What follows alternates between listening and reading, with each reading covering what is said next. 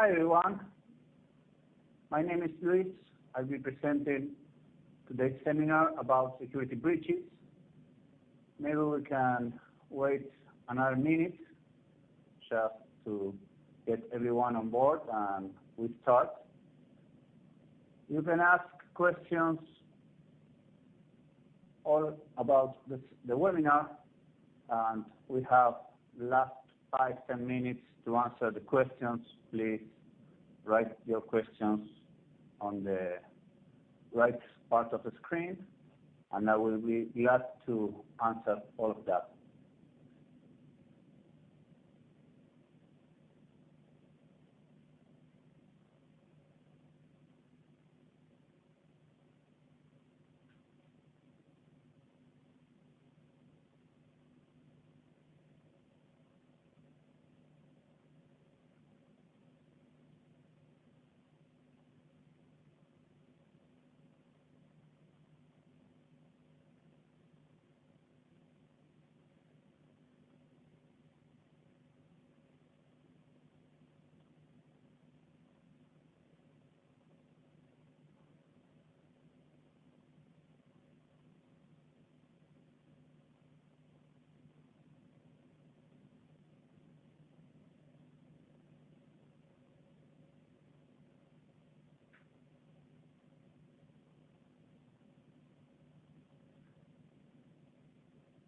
Okay, let's start.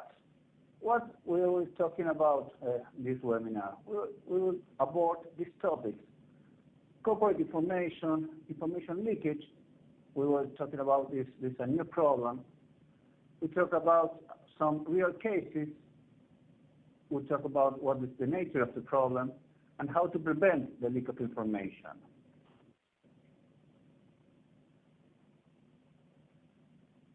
As I said before, my name is Luis Lubeck. I'm a security researcher at ESET Latin America. I work in the Awareness and Research Lab.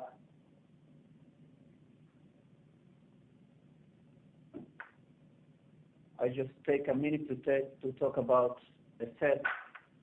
ESET was the first and only Latin American company to have a research lab in the region. And in the lab, we are every day monitoring threats and trying to keep up to all the threats and virus that goes around the region. We present reports every day and alerts when every new award is coming.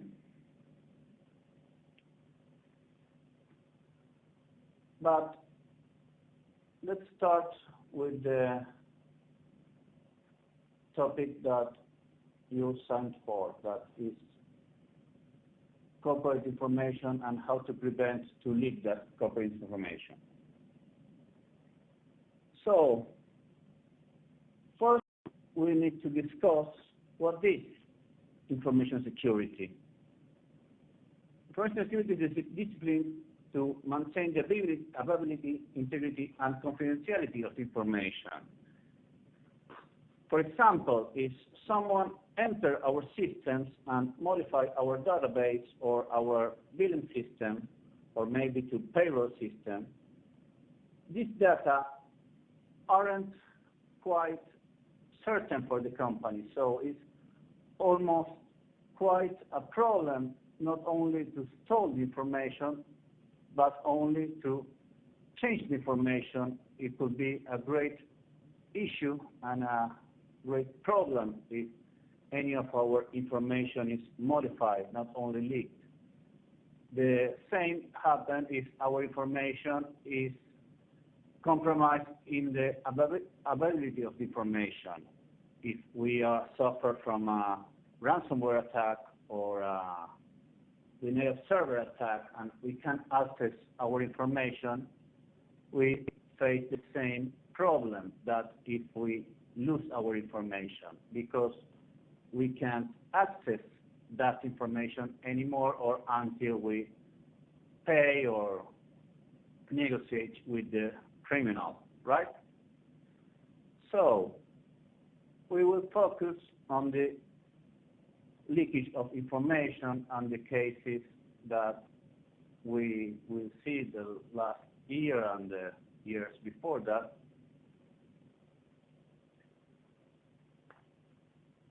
And the topic of the day is leakage of information. If an information leakage, an asset loses its quality of confidential. It's not a new problem. It has several aspects around it. We have leakage from the inside company, such as unhappy employees that were threatened by an outside person, or we have attacks that involve external agents, like another company or a criminal who wants to get along with our data to sell to the black market or to another company or to another government or whatever. That could be done through an employee who has fished by a certain type of attack, or just made by brute force trying to enter our information systems through a certain vulnerability that could have any of our systems running. We will check that in a few examples that I prepared for these presentations. And the first topic, as I told, we will discuss if this is a new problem. I don't know how do you know about leakage of information and computer data instead. But if we talk about some of the history of this problem,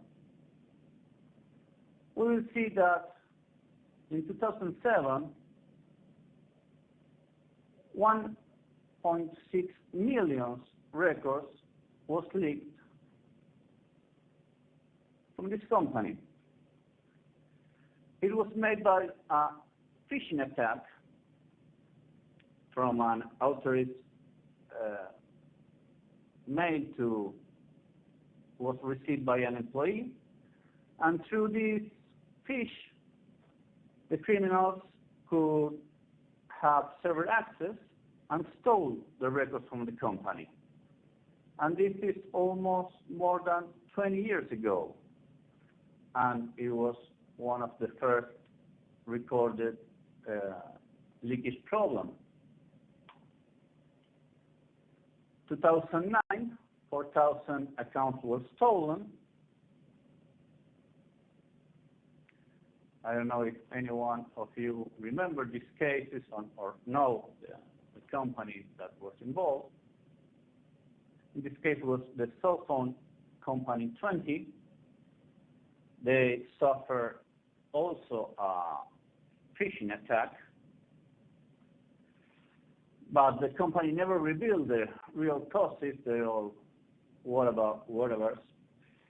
And the company was forced to deactivate these stolen accounts to prevent further problems.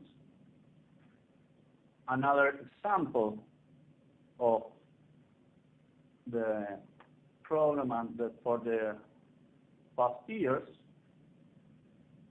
in 2010, 15 client records leaked in one of the world's first premium bank, the HSBC. They're exposed to the Swiss government because 15 clients' records were sold to the French IRS to pursue tax evasion. It was revealed that the leakage were made by a former IT employee who sold that information. This is a great example where an employee, in this case, it's not clear that the former category is because this leaked or he was already a former employee, but he was an IT guy who had access to the records and the financial records of all the customers, and he could sell the suite reclaimed information to the Swiss government, sorry, to the French government.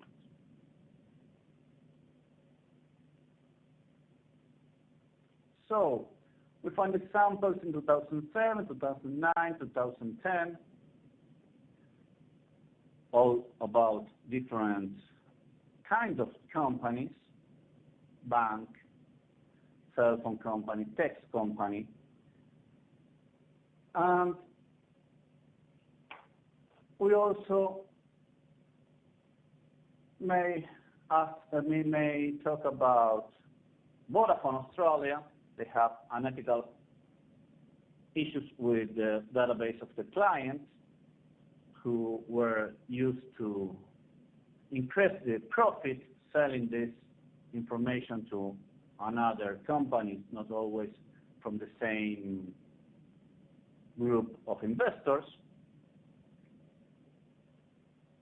HB Gary was attacked by Anonymous, who gets access to the database with all the emails from the users and publish it online.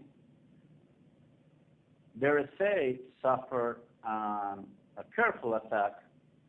It was a zero-day flow of flash embedded in an Excel spreadsheet, and they have access to sensitive information about the authentication solution of RSA. Take note that this is a high-tech company who has also suffered a leakage attack.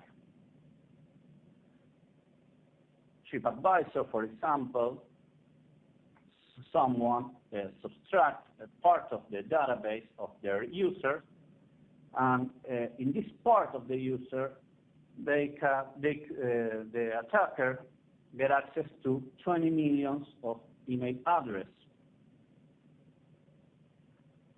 MySQL was victim of an SQL injection where the attackers get access to user confidence attack, that users, sorry, I just click forward too fast. Access to confidence records and emails from the database, and they publish also online.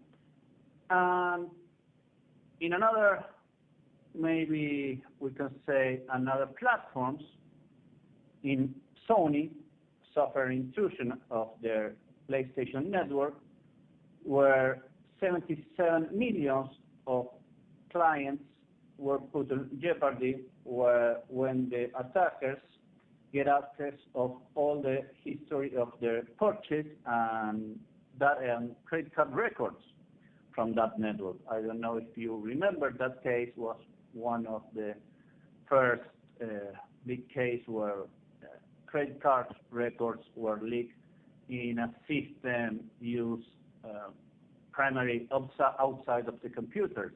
This was used primarily with game consoles and other types of equipment.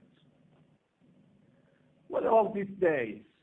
We were talking about some of the history of the leakage, but if we think the number of people whose digital privacy was placed in jeopardy by some sort of data security issue in 2018, probably passed the 2 billion mark before the end of the third quarter. If that number sounds inflated, remember that just the organizations have exposed almost 1.8 billion records before the middle of the years. Exactive, Under Armour, MyHeritage, and Facebook. Indeed, 2018 will fall short of the 7.8 billion records exposed in 2017, or even the previous all-time high of 6.3 billion in 2016. So as you all can see, almost for the last 20 years, the problem is only getting higher.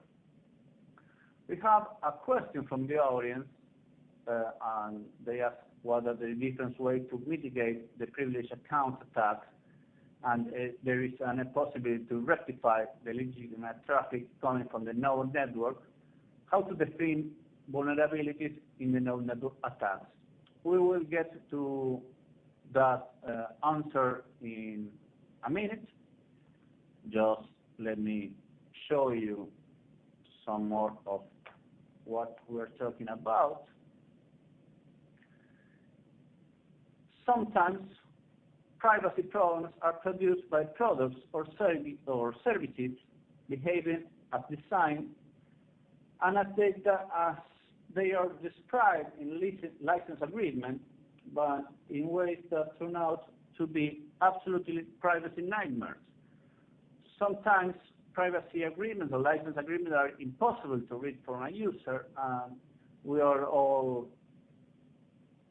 assume that the companies will take good care of our data and just clicking, okay, agreed, I accept all that you're saying in your user agreement.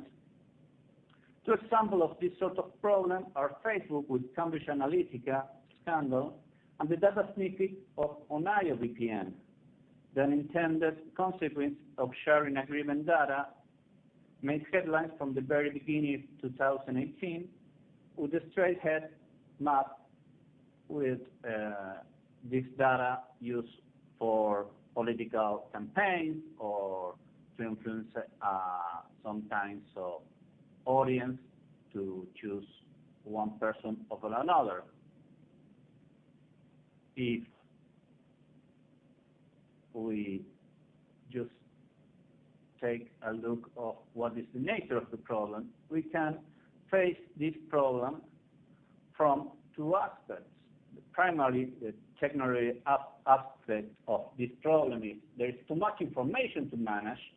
We, as tech systems managers, we have all of the software involved in a transaction, sometimes internal, sometimes external, all kinds of information and records from our clients, our customers, many times sensitive information.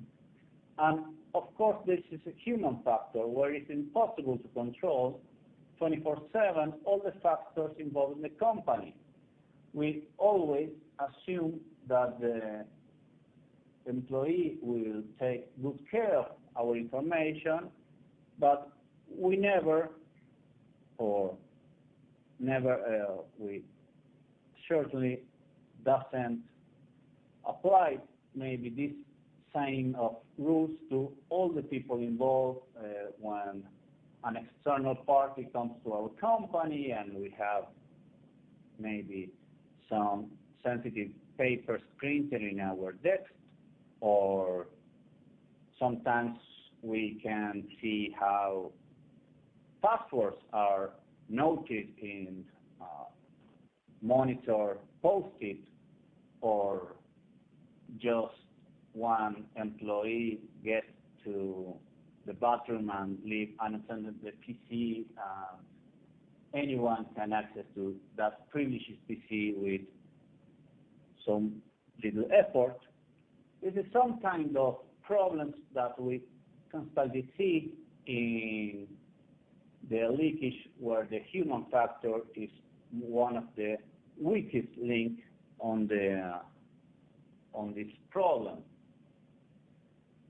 One of the biggest problems last year was the Troyans, who was installing primarily in mobile phones. We have here the distribution from the Troyans that we discovered for last year, and the distribution in Latin America. 27 of the malware steals information. Dartboard, for example, was one who gathers information related to the following services: AO, Vigo, Bigstream, Dyn DNS, Facebook, Google, Hack Forums, LogMeIn, Mega Upload, PayPal, Twitter, Windows Live, Yahoo. The information was collected was login username, password for any one of these applications. The ones attempt to gather information to a remote machine via the HTTP protocol, and for example, the Win32 adware Lipse was a Trojan that can steal information such as contact address from an infected system and send it to another system remotely from our cell phone. So if a person who hasn't quite assured the information of her cell phone, maybe he was exposed to give all the data, not only the personal data from the cell phone, but also the financial data if they have installed this bank Trojan, who was, and they're still very popular from the criminals in the process to gather information and to steal money from different accounts. And getting back to the main issue of information and the implication for 2019, a lot will depend in two big players, Facebook and Google. Between them, this company has amassed users' bases along with truly extraordinary amounts of personal data about these users, and that has to be protected from unauthorized access. People are now wondering if this company has, in a social sense, become too big to fall. So what will be the implication of one of these companies fall and all the data they gather goes in their wrong hands, or maybe we can say in the wronger hands? Facebook and Google have developed very powerful platforms. These platforms have the potential to connect a lot of people for the purpose of sharing and spreading information for good, and bad results. As a result, a lot of people have come to depend on using Facebook and Google products.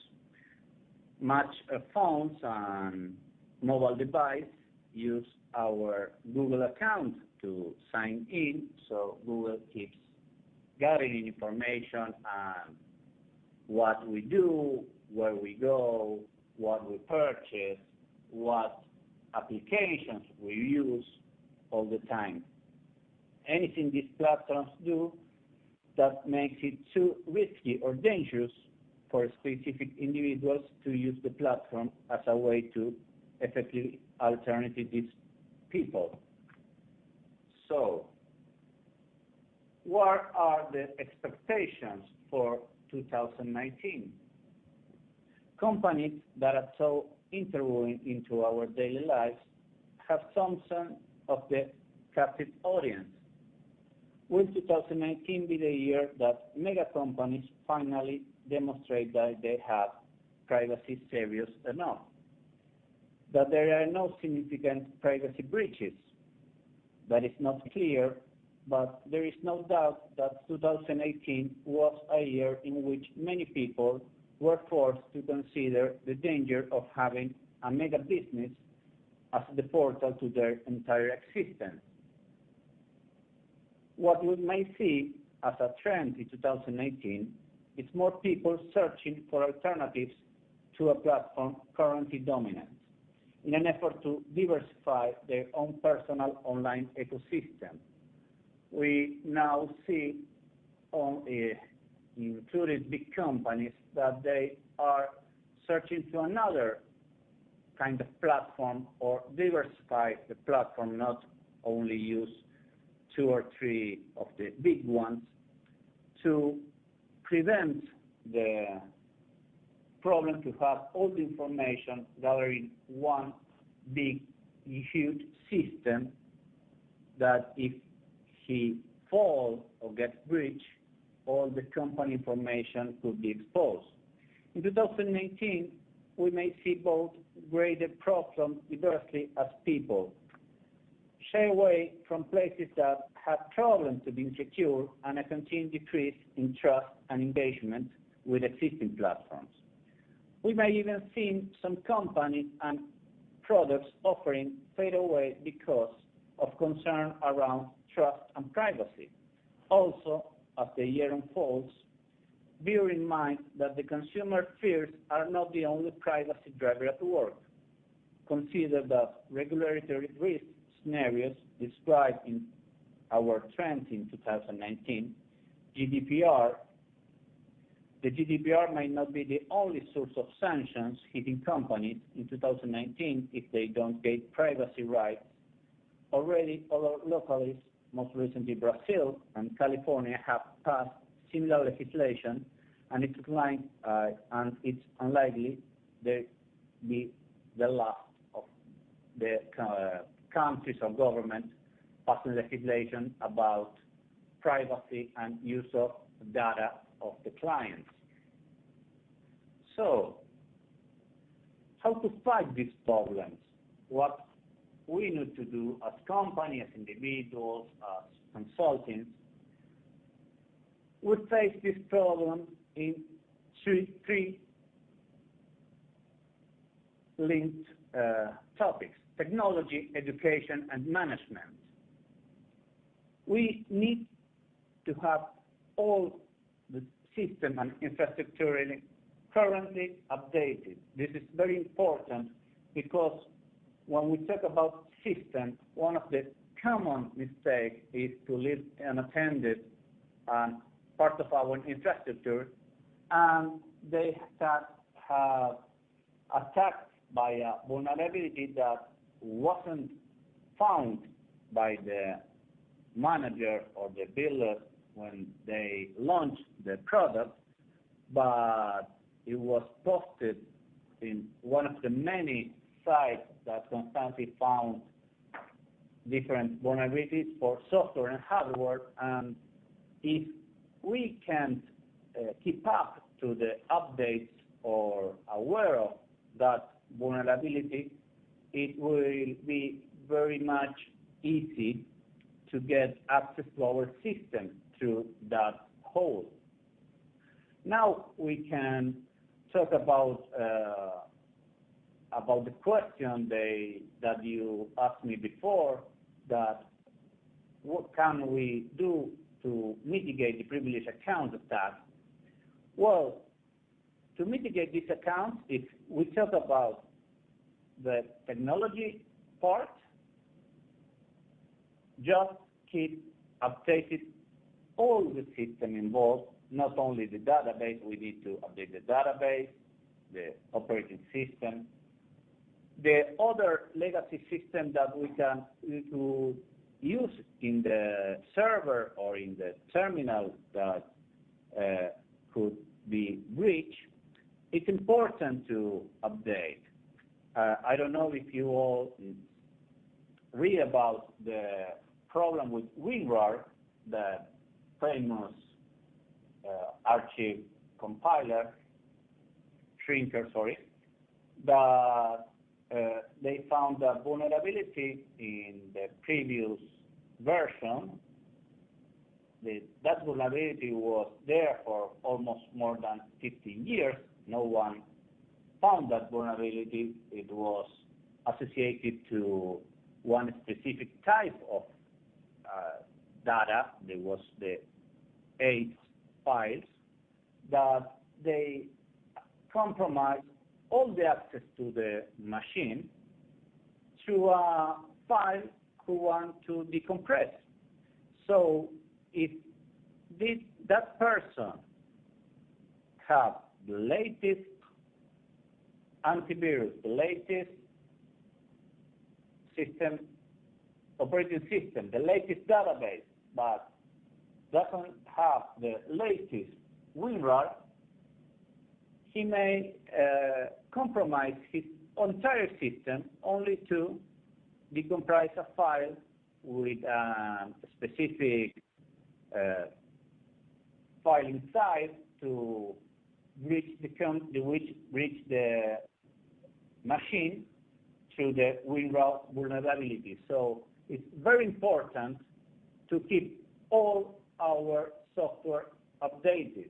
And also, if some part of the software we won't use it anymore, the best is to remove it from the system from all the network if we are talking about our company.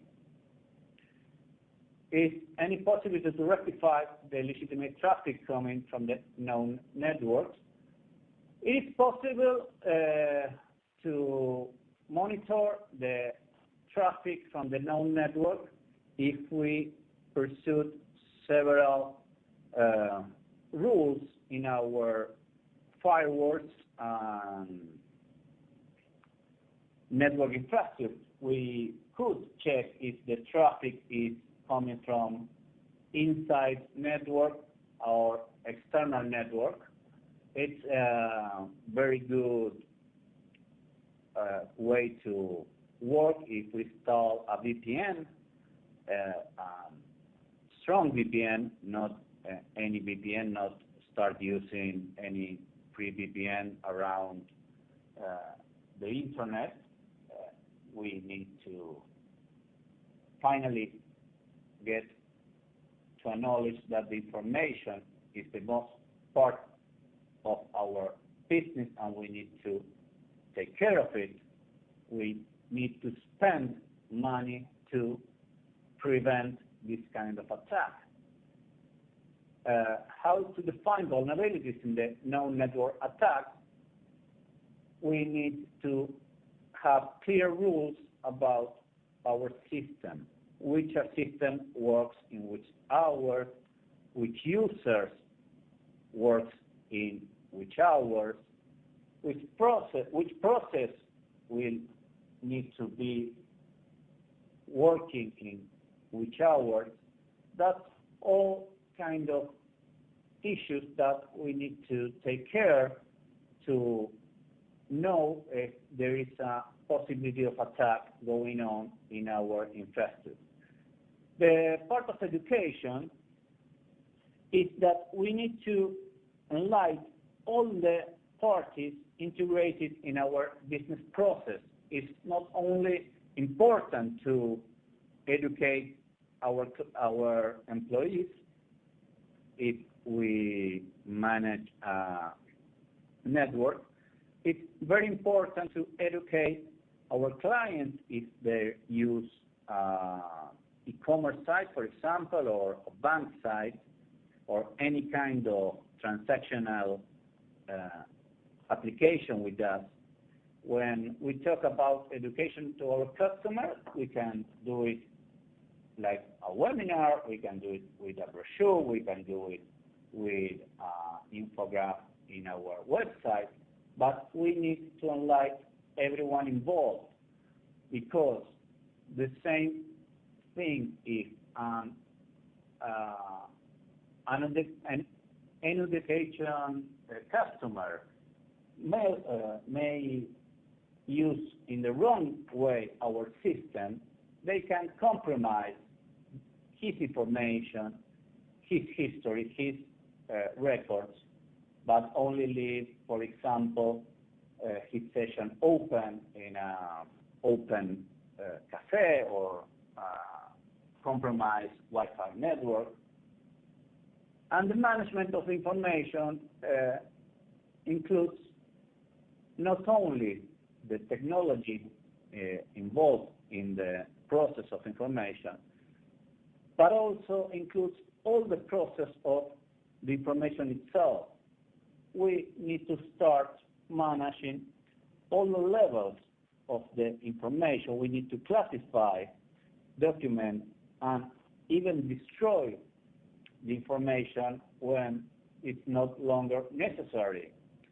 There are much cases that we found, for example, one of the leakage of Facebook this year, one old client database was found in plain text in an old server.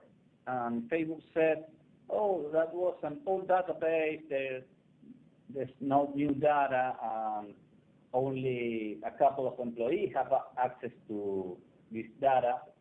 So if that database is old and it's not important, let's shred it. That's really because it will be a problem if that data is leaked, even if it's in old data, because we never know what it's old for us. Maybe it's not for the client or for the owner of the company. Not everyone is assumed to change his information, their information at every couple of months. So we always see how one password goes around from several years and from several systems for the same person. So never assume that the client or that the user of our system will accomplish all the security issues that we think they will do. So we need to help everyone involved to process and to manage all the information. There are two big tips that everyone can check. Doesn't matter the size of the company or where we stand. It was even the kickstart for this webinar about a piece of information that I wrote last February, I think. There are two links that I strongly recommend that you check if you doesn't already. There is haveabeenpwned.com. In that link, you can check only with your email if your email was exposed in any of the breaches in the history of data exposes. So only with your email, you don't need to give any more information that your email that maybe is the more easy piece of information to give to anyone, because we constantly put our email in any registration form and in any surveys. They were practically public, that information. So you can check if there was a link linked to your email in that first link. The second link, haveabeenpwned.com/passwords, we can use that link in two ways. First, if we put our password, only our password, not our email, user account, user number, it checks passwords. If you put our password, the site will tell us if that password was used or it's found in any of the data breaches and how many times this is found. So if we are trying to check if we have a strong password, but put in here, we can see if this password is never have been used, or if, for example, we try 1, 2, 3, 4, 5, 6, 7, or 6, we will be amazed that more than 4 million persons still use that password as his password. So if we want to check the strength of a new password, anyone use capital letters, numbers, symbols, try to put the new password in this link, and if never has been found in a data breach, that could be indicate of a strong password because it was never used by anyone in the recorded history. So I invite you all to use these two tools to check if your email was compromised in a breach. You will find in which breach, and it was associated to an account. For example, if your email was leaked from your LinkedIn account or your Facebook account, it will be very recommended to change your credential from that services, but also try to use the password tool to verify if the password that you use are strong, because if the password that you use was found in a leakage, it was very easy to get this password for a brute force attack.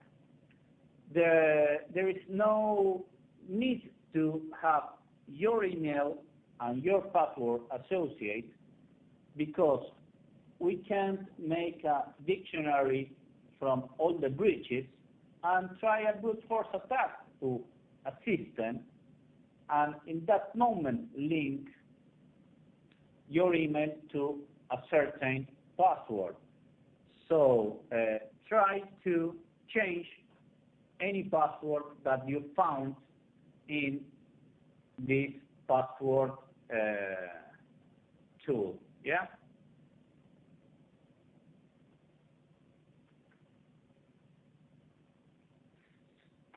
Let's skip forward.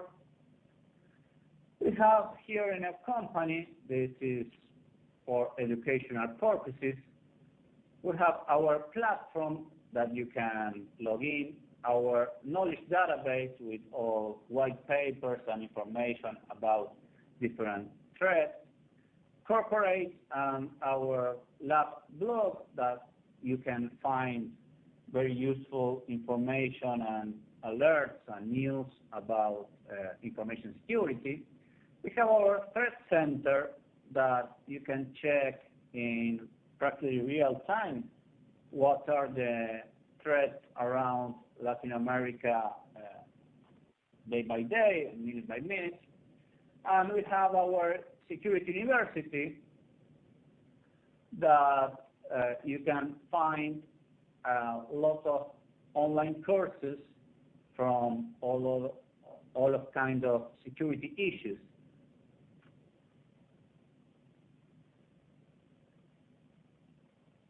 I just getting to the end of this webinar. I will, of course, have quite a minutes of questions. I just received another one. I love this quote that if you think that technology can solve your security problem, it is clear that you neither understand the problem or understand the technology. You need to rely on technology, but technology is not the only solution. The solution to our security is in multiple ways. We can't only rely on technology. It's impossible to rely only in that we have firewall, or that we have an antivirus, or that we have good rules for our employees. The security issues are multi-threats, so the solutions there will be multi-links as well. Well, the question that just arrived was, what will be the best way to protect critical data, either data loss prevention or security framework with information security management system? I think the best way to protect critical data and loss prevention, for loss prevention, of course, the best way it will be have accurate and good backup system. If we talk about loss prevention, data loss prevention, if we doesn't want to lose our data, the best, I think, is a strong backup system.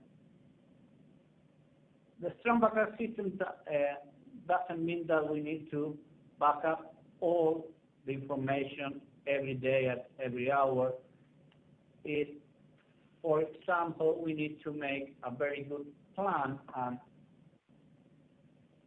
compromise with all the key personnel in our system that which information is important to prevent, to lose, which are the time sensitive for that information. It's not the same, for example, if we want to guard our payroll information that could maybe change once or twice a month, that if we need to prevent to lose our bill information from an e-commerce company that has hundreds of sales every day, and maybe that information needs to be backed up every day and maybe several times a day to prevent data loss.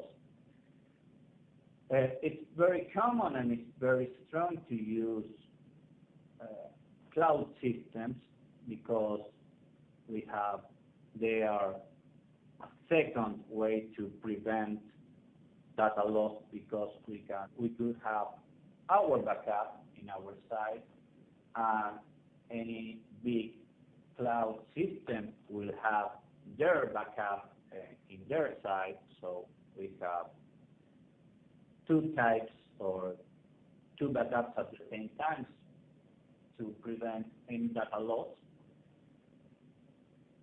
But if you talk about leak onto information, there is only the matter of how we use that information, how we guard that information, in which type of system guard information. If all the information is classified, it's classified for any employee or client to access only what information is important to them. It's very important to classify the information and not leave all the information open to all the people on the company.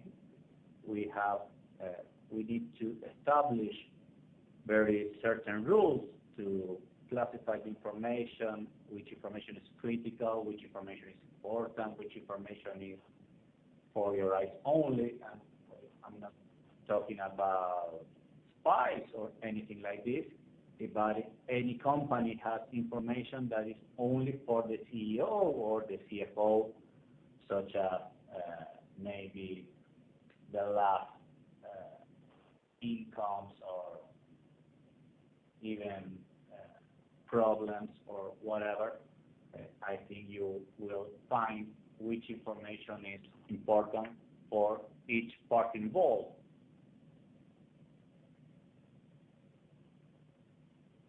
Another question, what should be the priority for organization, either DLP or security framework for real-time data prevention?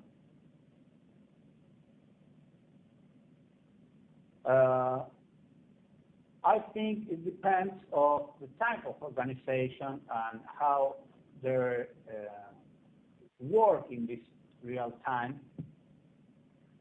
I think to use a security framework, to prioritize the security framework is best way to pursue, because it will be more efficiency for all the people involved. You can use any security framework to get ahead from maybe intent attack or intent breach from our party or if you check for unusual traffic in our network infrastructure.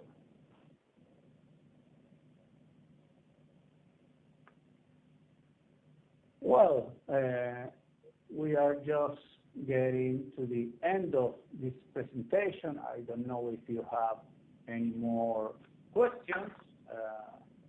I invite you all to search our page, willysecurity.com, where we every day post alerts and white papers and issues about technology and information security and how to prevent to get not only data leak as we talk in this webinar, so only prevent all the aspects of our infrastructure and business.